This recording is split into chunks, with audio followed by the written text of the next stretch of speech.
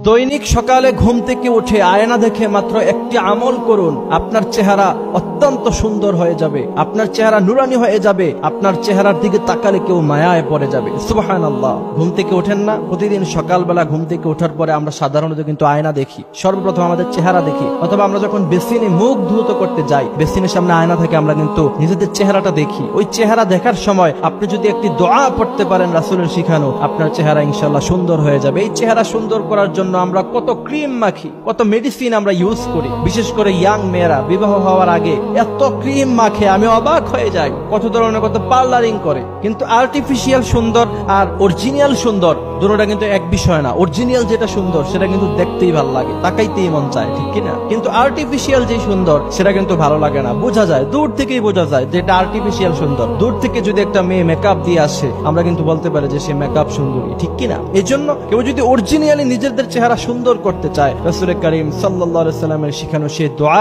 যখনই আপনি আয়না দেখবেন তখনই আপনি পড়বেন। ইনশাআল্লাহ এই আমল নিয়মিত করতে থাকলে দেখবেন চেহারার মধ্যে এক ধরনের লাবণ্যতা চলে এসেছে, এক ধরনের মায়া চলে এসেছে। বিশেষ করে মুসলমানরা যখন বুড়ো হয়ে যায়, চুলগুলি পেকে যায়, দাড়িগুলি পেকে যায়, চামড়া যখন কুচকে যায়, তখন কিন্তু দেখবেন তাদের চেহারা তখনও এক ধরনের একটা মায়া লাগে, যেটা অন্যান্য ধর্মের মানুষদের কিন্তু লাগে না। কারণ কি? তাদের চেহারার মধ্যে একটা লাবণ্য থাকে, একটা মায়া থাকে, নুরানি চেহারা হয়ে যায়। এর জন্য প্রিয় ভাইয়েরা আমার, আমরা এই আমলটি করব। সুন্দর হওয়া এটা খারাপের কিছু না। রাসূল করিম সাল্লাল্লাহু আলাইহি ওয়াসাল্লাম পৃথিবীর সবচেয়ে সুন্দর মানুষ ছিলেন। হযরত সুলাইমান আলাইহিস সালাতু ওয়াস সালাম পৃথিবীর সবচেয়ে সুন্দর মানুষগুলির মধ্য থেকে অন্যতম সুন্দর মানুষ ছিলেন, যার জন্য মিশরের এমপি মন্ত্রীর বউরা লেবু কাটতে গিয়ে নিজেদের হাত কেটে ফেলেছিলেন। আমার ভাইয়েরা, আর বলা হয়েছে মুহাম্মদ সাল্লাল্লাহু আলাইহি ওয়াসাল্লামকে যদি মিশরের ওই সমস্ত নারীরা দেখতো, হাত কাটার বদলে নিজেদের কলিজাটাই তারা কেটে ফেলতো। সুবহানাল্লাহ বিহামদিহি সুবহানাল্লাহিল আযীম। এই জন্য আমলটি হচ্ছে সকালবেলা ঘুম থেকে ওঠার পরে যখন আয়না দেখতে যাবেন, আপনারা পড়বেন রাসূলের শিখানো সেই দোয়া,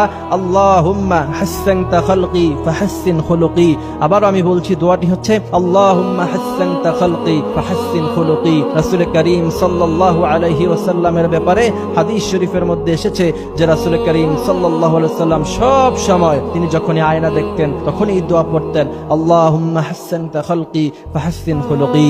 এবং আরেকটি দোয়া আপনারা পড়তে পারেন, ফাতাবারাকাল্লাহু আহসানুল খালিকিন। আমি আপনাদেরকে আবারও বলছি, ফাতাবারাকাল্লাহু আহসানুল খালিকিন। এই আয়াতের অর্থ হচ্ছে আল্লাহ সুবহানাহু ওয়া তাআলা মানুষদেরকে কতই না সুন্দর আকৃতি দিয়ে বানিয়েছেন। প্রিয় ভাইয়ারা আমার, আপনি যখন এই আমলগুলি করতে থাকবেন আর শুকরিয়া আদায় করতে থাকবেন, ইনশাআল্লাহ দেখবেন দিন দিন অরিজিনালি ভাবে আপনার চেহারা সুন্দর হয়ে গিয়েছে। আপনি কালো হতে পারেন, আপনার চেহারার দিকে কেউ তাকালে সে আপনার চেহারার দিকে তাকিয়েই থাকবে এবং আপনার সৌন্দর্যের প্রশংসা করবে ইনশাআল্লাহ। আল্লাহ পাক আমাদেরকে এই সমস্ত আমলগুলি করার তৌফিক দান করুক, আমিন। তাহলে প্রতিদিন ঘুম থেকে উঠে আয়না দেখে এই আমলটি করবেন, ইনশাআল্লাহ দেখবেন আপনার চেহারা সুন্দর হয়ে যাবে। আর ভিডিওটা আপনিও দেখবেন, আরেকজনকে দেখার সুযোগ করে দেবেন। ধন্যবাদ সবাইকে।